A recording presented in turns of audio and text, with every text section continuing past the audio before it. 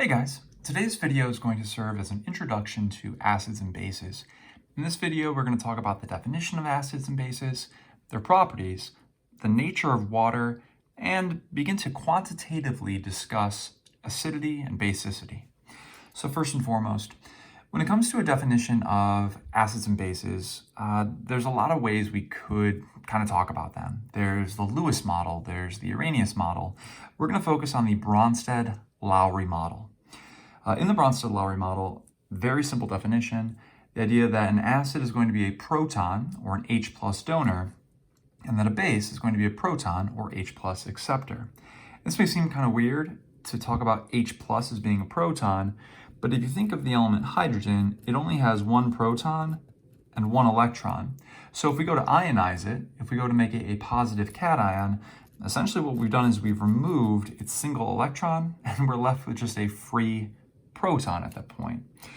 Kind of a classic example as far as acid and bases go is this kind of straightforward neutralization reaction.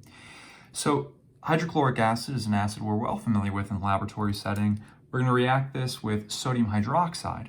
And doing so, this should look kind of familiar, right? This is kind of our classic ABCD type double displacement or double replacement type reaction.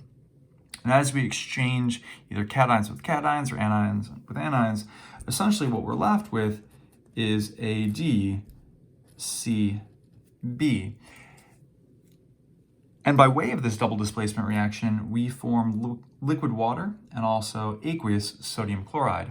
Again, sodium chloride is an ionic compound. It would be solid, but given that we're talking about a solution, we know it's soluble. Generically speaking, whenever we take an acid and react it with a base, we're going to form water and then a salt. A salt is a generic term for an ionic compound. The idea here is that, given our definition from above, this Bronsted-Lowry model, this is why this is an acid. HCl, it has the ability to donate this H plus ion. Meanwhile, the base, it is this negative hydroxide polyatomic ion that has the capacity to accept this proton. Doing so, it forms a water molecule. When we talk about properties of acids and bases, a lot of these are going to be really familiar to you guys. Right? When we talk about acids, these things are sour. We have experience with this in terms of maybe like vinegar or lemon juice.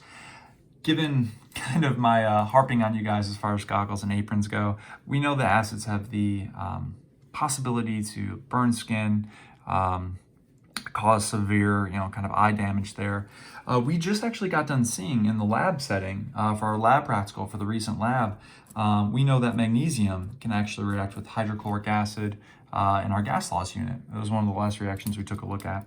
When you dissolve acids in water, given that we have a positive and negative ion kind of freely floating in solution, they have the capacity to conduct electricity or kind of complete a circuit. And we'll come back to this idea of pH, but acids have low pHs.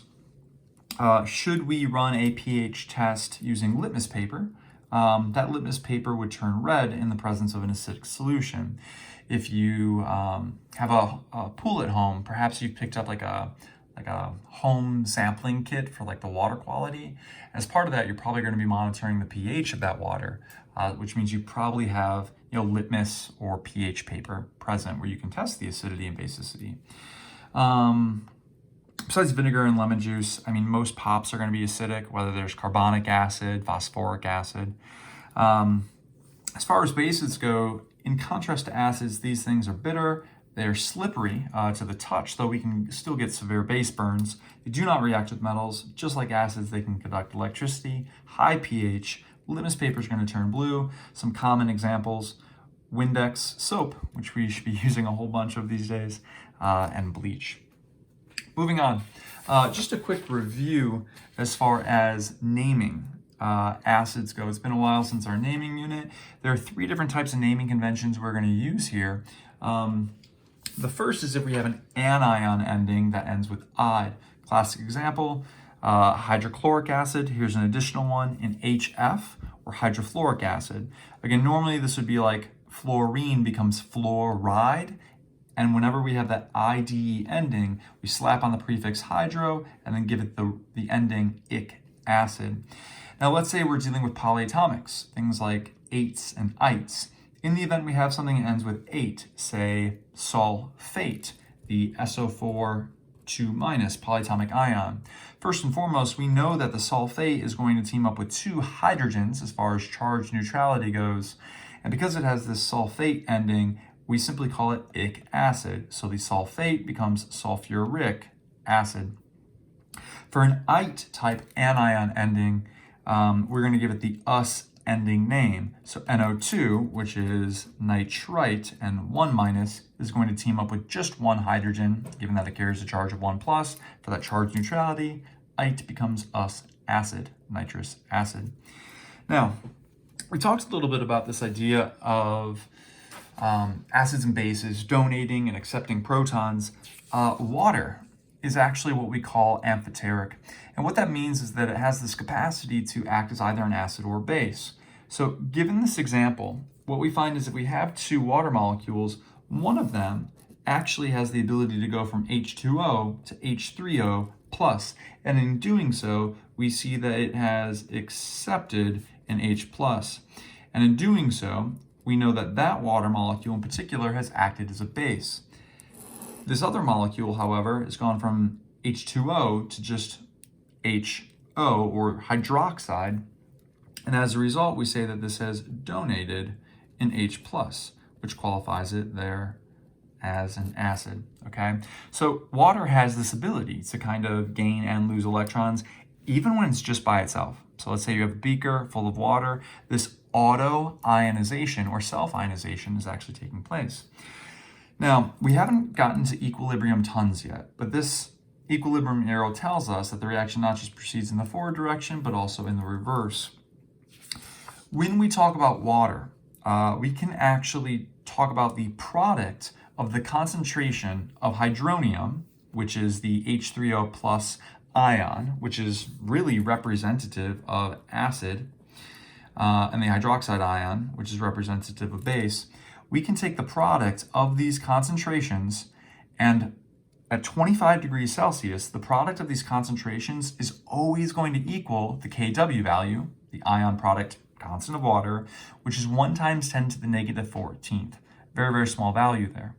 We haven't talked tons about concentration yet this year. Whenever we see brackets, that's indicative of concentration. The way that we talk about concentration is in terms of molarity, represented by the capital M. This is, like, the way to solve for this would be moles of solute. Solute is what we dissolve per liters of solvent. Solvent is what we do the dissolving in. Normally, traditionally, we're talking about water there. So, as we go to compare concentrations, if the concentration of hydronium, which again is acid, is equal to hydroxide, which again is representative base, we know we have a neutral solution, right? A pH of 7. If you're not familiar with that concept, whenever we have a pH of 7, this represents neutral water, neutral H2O, at 25 degrees Celsius. Now, if the hydronium concentration is larger than hydroxide, we would say we have an acidic solution, and when this hydronium is less than hydroxide, we have a basic solution, okay? Normally, as far as our pH scale goes, we're talking about a scale of 0 to 14. However, with strong acids that are highly concentrated, we can actually have pH values in the negative values, and we can actually have pH values in really basic solutions that are larger than 14. So let's get to some problems and see how some of this math works. The question reads, what is the hydronium concentration, or really the acid concentration, when the hydroxide concentration is equal to 1 × 10⁻⁵? So back on that last page, we encounter this equation, right? We know the concentration, we encountered this equation. We know the concentration of hydronium multiplied by the concentration of hydroxide is always equal to this number. This is actually going to be the first equation, 1 of 6, that we're going to kind of keep track as we work these problems today. So I rearrange the equation, I isolate for hydronium concentration, I plug in my value for hydroxide down here, and I solve that the concentration is 1 × 10⁹. Pretty straightforward kind of plug and chug here. Now, this value is really, really small, right? And even though we're seeing to the ninth, it's to the negative ninth. So we know that our hydronium concentration is actually less than hydroxide, which means the amount of base, we have more of it than the amount of acid. Another way that we can talk about hydronium is merely H+. Again, both of these are essentially equivalent. I prefer to use H3O+ as opposed to H+, because what happens literally in solution is that a water molecule is going to run into this free proton, pick it up, and it's going to form H3O+. If you're having trouble tracking that calculation, scientific notation can be a little bit tricky in our calculators. So what I might recommend is the following. When using your calculator, input parentheses 1e to the negative 14th divided by parentheses 1e negative 5th. Now, e literally means 1 times 10 raised to the whatever power. So in this case, this would read 1 times 10 raised to the negative 14th power. On a TI, if you go to second comma, that E is hiding behind that comma there. I've also seen it, I think maybe on Casio's, written as EE. Again, this just means times by 10 raised to the power of. Alternatively, you could probably do something like this in your calculator, 1 times 10 to the negative 14th. I think the way to actually input that would be something like this, 1 times 10 raised to the negative 14th, okay? Again, this seems to alleviate kind of a lot of little problems here and there. Let's talk then about this whole idea of a pH scale. I know we're familiar with the term. pH is literally a measure of acidity.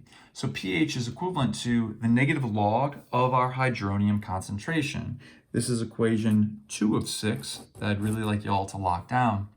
Alternatively, we could measure solution basicity, and we can talk about the pOH, which is really just the negative log of the concentration of our hydroxide. So equation 3 of 6. Now, moving on straight away, we have equation 4 of 6. At 25 degrees Celsius, the sum of our pH and our pOH is always equal to 14, okay? Again, at 25 degrees Celsius. So in a neutral solution, pH is equal to pOH, and both of them are equal to 7. Okay, so again, we have a kind of fourth equation there that we are going to look to use here in just a moment. 2 more problems we're going to work to kind of reinforce these equations and then introduce even a couple more yet. So given the given the hydroxide concentration of a solution, can we solve for the pH and the pOH? So the route that I took was having the hydroxide concentration in hand. Just as before, I isolated for my hydronium concentration using the ion products constant of water, at 1 times 10 to the negative 14th value, and I solved for that. Now that, once I have this value, the hydronium concentration, 1 times 10 to the negative 11th, I can plug that in to my pH equation. Doing so, I take the negative log, 1 times 10 to the negative 11th, and I find that my pH is equal to 11. Now that I have that, I know that pH plus pOH is equal to 14, again, at 25 degrees Celsius. So my pOH is merely 3. So I go back, and I realize that I've solved for both aspects of this problem, both the pH and the pOH. Now this next question, this next and last one, question 3, a little bit trickier. Imagine that we have a sample of human blood. Sorry about that, guys. And it's measured at a pH of 7.41 at 25 degrees Celsius. What I want to be able to do with this pH value is calculate the pOH, calculate the H3O+ concentration, and the hydroxide concentration. So again, plug and chug, pH plus pOH is always equal to 14. So I merely just plug in my pH and I spit out a 6.59 for my pOH. Now, this is where things get a little bit tricky, and we're going to introduce equation 5 of 6 and also 6 of 6. Rearranging this equation, because now I have my pH value of 7.41, so 7.41. I'm trying to figure out, well, how do I solve for my hydronium concentration? What essentially we have to do is take the antilog of both sides. So our fifth equation is that by taking the antilog and rearranging, our hydronium concentration will equal 10 raised to the negative pH. This is effectively the antilog. So that concentration is equal to 10 raised to the negative 7.41 given to us in the problem. So I punch this in my calculator. 10 raised to the negative 7.41 power is 3.9 times 10 to the negative 8th molarity. Again, that capital M stands for molarity, just means concentration. Then to solve for my POH, I'm sorry, not to solve for my POH, but to solve for my hydroxide concentration, I essentially do the same thing. I take the antilog of my POH equation, I rearrange, I isolate for hydroxide, and I know hydroxide is equal to 10 raised to the negative POH, so I simply plug in that value as calculated from over here. I solve for my hydroxide concentration. As just a final check to make sure that everything kind of worked out well, I know that the product of these two values always, right, as one goes up, the other one goes down, the product has to equal 1 times 10 to the negative 14th. Again, that is the K-dub value. And indeed, we find that that value is 1 times 10 to the negative 14th. Thanks, guys.